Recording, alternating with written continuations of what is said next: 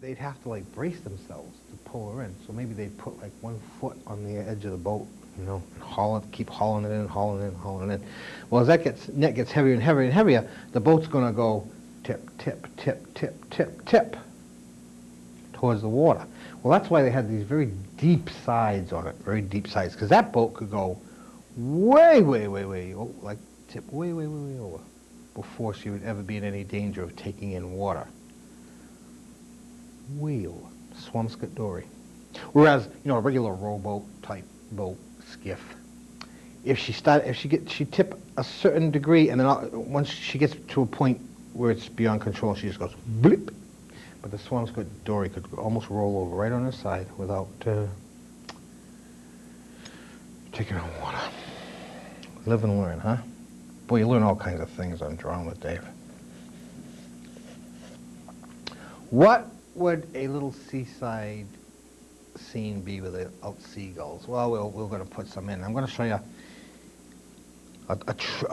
something, actually a mistake that many people make when they're doing this type of scene. They'll decide to put seagulls in, and they'll put a seagull in over here like this, let's say.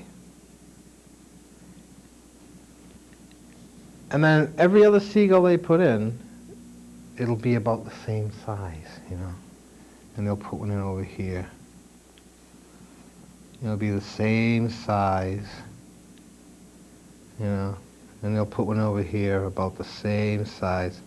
Now what that does, you've got seagulls, okay, but it doesn't add to the depth of the picture. Because these seagulls, 3 seagulls, they're nice and they're flying around, they're gliding, but they're all the same distance away from us. So what you want to do to combat that is, in 1 or 2 places, have a seagull that's much closer to us than even the rest of the scene is. See this guy here?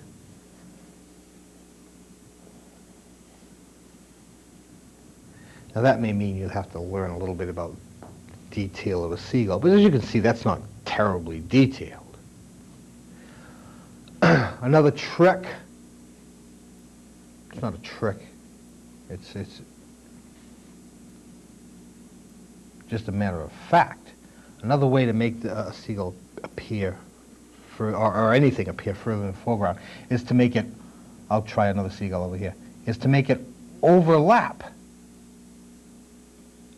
one of the objects you have in the background, right? I'll put this guy flying in like this.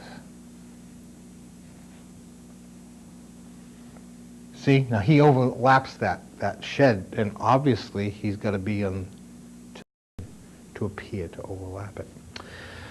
Okay, let's put another seagull on one of these pilings. Let's put him over here. Here's where you have to be sure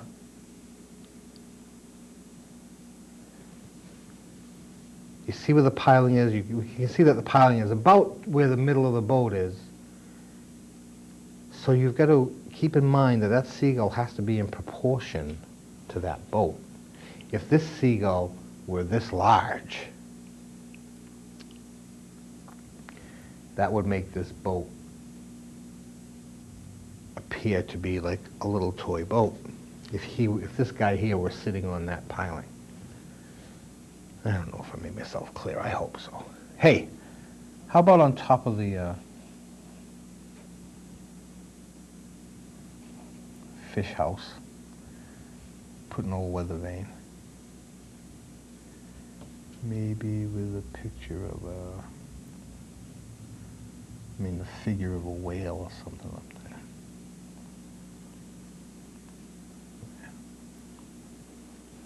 Okay. We actually have our foreground. Our foreground will be this area and the birds that are closest to us. We have our midground, which will be our boat dock, shed. That's about in the middle of our depth, you see? So far, all we have for the background is this horizon line that I sketched in the very first thing. Remember where we are. We're in Maine.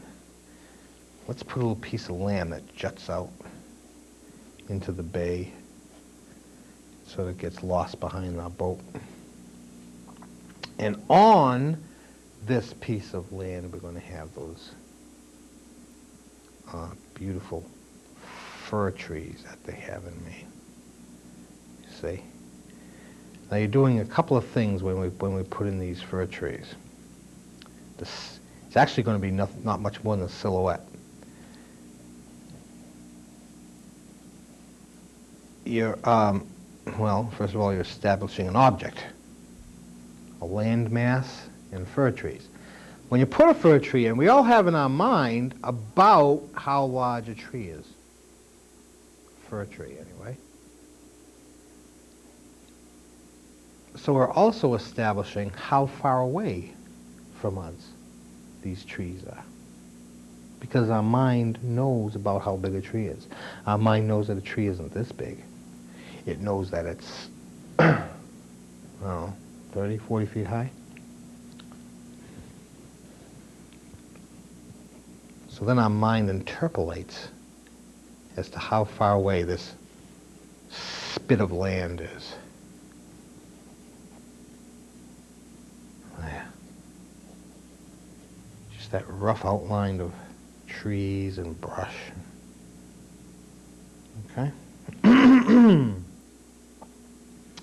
All right. We've got the elements. Watch what I do here. I'm going to just, to give it a little value, I'm going to give the land that value, and I'm just going to carry it right up into the trees. That's as much detail as those trees need, because it's in sort of one of those Maine type mists, maybe, you know. But that's all we need for definition of those trees. The inside of our cabin or wheelhouse is going to be dark. There's very little light getting in there, right? Of course, the windows we want to be the same as the sky behind. We'll give her a little bit of, add a little value to the deck here. Now you can see the picture starting to pop out a bit. How about where the boat really starts to curve under? She's got to have a little bit of shadow there, right? Let's have our sunlight coming from this direction. So the back of the boat will be in semi-shadow. If our light's coming from this direction, that means the left side of each of these pilings will receive the darkest shadow. And because it's a cylinder, basically, that shading will gradually come around to the right, like so. This holds true for each piling, right? Now, let's see. We're going to have shadow under this part of the shadow over here. Got to shade in this window. Let's do it like this. Watch. With uneven darkened lights like that, you're establishing the reflective quality of that glass. See? Up here, we have detail. We got detail to put in here. It's always nice to have some detail, like all the hardware that goes with those big sliding doors, those big wooden doors. Give a little texture by making the door out of these vertical boards.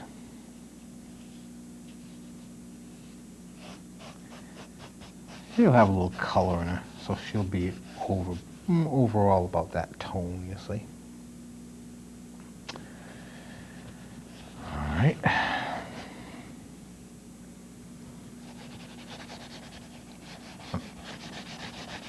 Overall tone for this side of our shed because it's away from the light source, so it'll be darker than that front part. The roof will just this in roughly, you know. You can put as much or as little detail in as you want, but I'm just blasting in like this. Our little seagulls, even they have a shaded side when they're up close to us. See? He's going to have a shaded side. He could have some black tail feathers. Maybe he's a herring gull. He's got the black wing tips. Something like that. Whoa! We've got reflections in the water.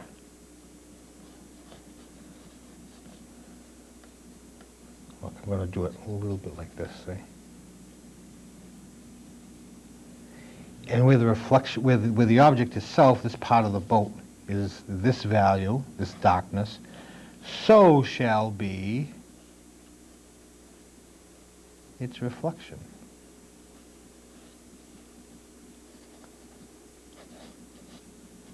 Now you see this part of the boat is light, so I'll leave it light here. And the water itself may be a bit darker. Huh? There's the reflection. Under here would be dark because it would actually be reflecting the underside of this pier or wharf.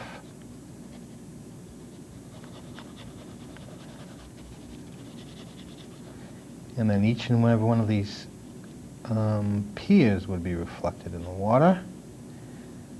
Dark side, you have the dark side coming down here. And the dark side would be coming down here. I forgot to put a dark side to this piling. Oh, time's getting short, kids. Let's see, how about this boat? Let's say she's all in shadow, and we can just see a little bit of detailed streaks.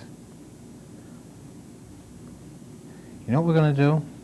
The surprise is, next week, on Drawing with Dave, what we've got is a basic sketch, you see? Basic sketch for this